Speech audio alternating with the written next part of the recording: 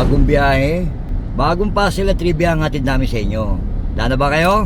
Tara, biyahe tayo. Tara na, biyahe tayo, kasama ang pamilya. Magandang araw po sa inyo mga kagrasyas. For today's video, kasama natin si Biyahero Joreb. Siyempre, puzzle time po muna tayo. Joreb! May mag-asawang kuba. Nagkaanak silang lalaki, kuba rin. Nagkaanak silang babae, kuba rin. Nung nagkasawa yung lalaki, nagkaanak ng tatlo. Kuba lahat yun. Nung nagkasawa yung babae, nagkaanak ng isa, hindi kuba. Paano nangyari yun? Nasagot kaya ni Joreb? Abangan po ninyo sa dulo ng video ito kung masasagot ba ni Joreb ang ating katanungan. Pero sa ngayon, mag-deliver po muna tayo sa Tansa Cavite ng Mobility Scooter Limited Edition Removable Battery. At habang on the way kami sa bahay ng customer, pakinggan po muna natin mga kagrasyas at tatlong trivia about Tansa Cavite. Tara, let's! Tara, let's, di ka na mabibigo. Tatlong trivia about Tansa Cavite. Kilala noon ang Tansa bilang Santa Cruz de Malabon at minsan ding tinawag na Malabon El Chico upang makilala ito mula sa Malabon El Grande na ngayon ay General Trias na. Pinalitan ang pangalan nito ng Tansa noong 1914 sa bisa ng batas bilang 2390.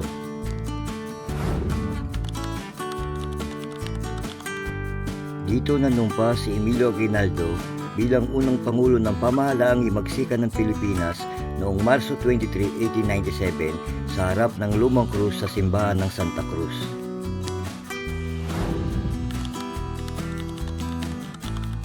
Ito ang bayang sinilangan ni Felipe de Calderon, ang tinaguriang ama ng konstitusyon ng Malolos na siyang gumawa ng unang saligang batas ng bansa. Sa mga interesado sa aming mobility scooter at electric wheelchair, welcome po kayo magbisita sa aming showroom sa Taguig or tumawag po kayo sa mga number na nakikita ninyo sa screen para po sa inyong mga katanungan. Maraming salamat po.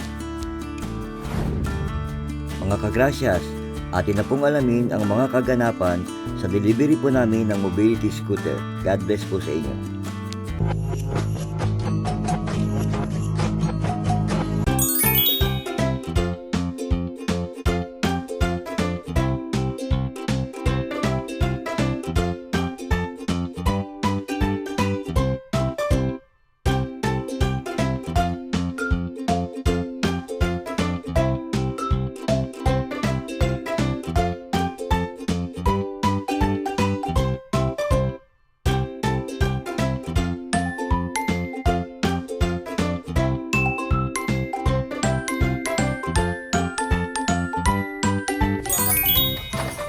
Ayan po, si Joreb.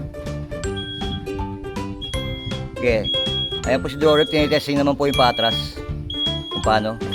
Ayun oh, kayang-kaya, kahit mataas yung patlang. Taas, ang laki ng gap niyan, pero kaya po yung atras at saka paabante. Na isasampu po siya. Okay, ayan po si Sir, taga Tansa, Cavite. Tinitesting na po ang ating mobility scooter, limited edition. Ayan po, napakaganda ng ating limited edition. Yun.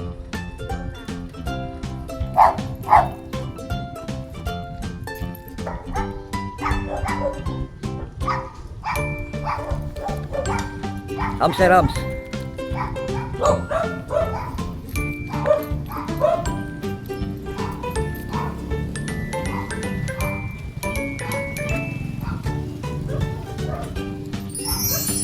Iyon oh, kayang-kaya yung hams, panis na panis. Basic na basic ang hams.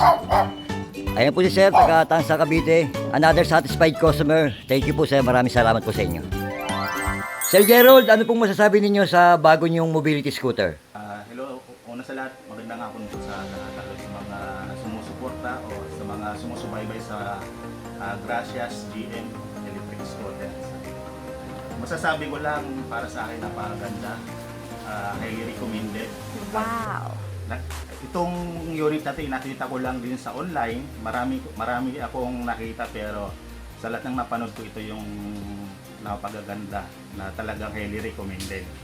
At ngayon po ay talagang natutuwa ako dahil yung dinala nila sa akin na unit talagang masasabi ko na high quality. Tapos mura pa compare sa mga iba. Yun, maraming salamat po Sir Jero sa suporta sa amin. God bless po sa inyo. Kaya lagi yung supportan din yung mga Facebook page, Gracias GM Electric Scooter. Tapos supportan na rin natin yung YouTube channel niya na Gracias GM Scooter Electric. Para kahit pa paano may share niya yung mga videos niya, mapanood ng mga katulad ng mga PWDs. Thank you sir, maraming salamat po sa magandang feedback sa amin. Maraming salamat po sir. So yun na nga guys, tapos na po kami mag-deliver. Going back to Umbisa po kami. Alamin po natin kung masasagot ni Jory ang ating tanong. Back to HQ. Ano guys? Back to HQ. What? Jory, may mag-asawang Kuba. Nagkaanak silang lalaki, Kuba rin. Nagkaanak silang babae, Kuba rin. Nung nagkasawa yung lalaki, nagkaanak ng 3. Kuba lahat yun. Nung nagkasawa yung babae, nagkaanak ng isa, hindi Kuba. Paano nangyari yun? Kasi yung apelyido nila. Iba na yung apelyido. Kuba, apelyidong Kuba.